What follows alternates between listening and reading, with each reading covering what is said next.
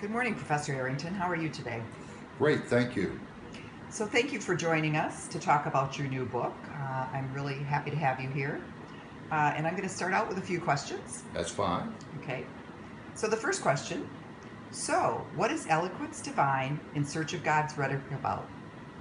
Well, the title says a great deal about what the book's about, and the subtitle too. I tried to write an exploratory study considering God as a persuader of some of the characters in the Bible, the Christian Bible, Adam, Noah, and I wanted to focus on how he attempts to persuade and argue with those characters in the Bible. I focus particularly on using the canons of rhetoric to analyze his efforts at persuasion, invention, arrangement, style, memory, and delivery. Well, how did you become interested in this subject given your background in rhetoric?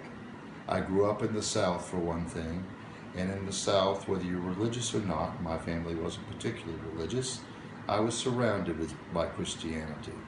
But as a boy, I was just a fan of biblical epics, and then I started a few years ago reading some works by other people about God, Bart D. Ehrman, Karen Armstrong, Jack Miles, all of them cited in the book, and then I started into writing about that particular subject, God's rhetoric.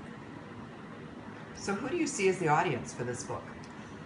Primarily humanists, people in the humanities and fine arts, teachers of rhetoric, teachers of literature, people in some ways like me.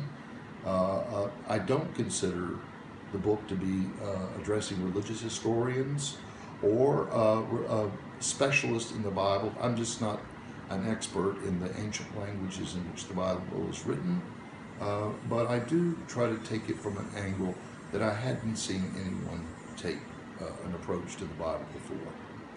So what do you hope that your readers will take away from your book? Two things.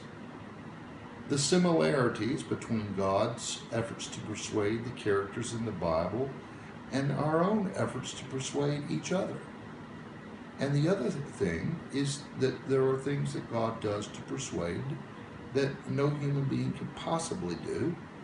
And I would hope that in the course of it, those who are unfamiliar with rhetorical canons and rhetorical traditions will learn a bit more about those as they do about how rhetoric fits within the Bible itself.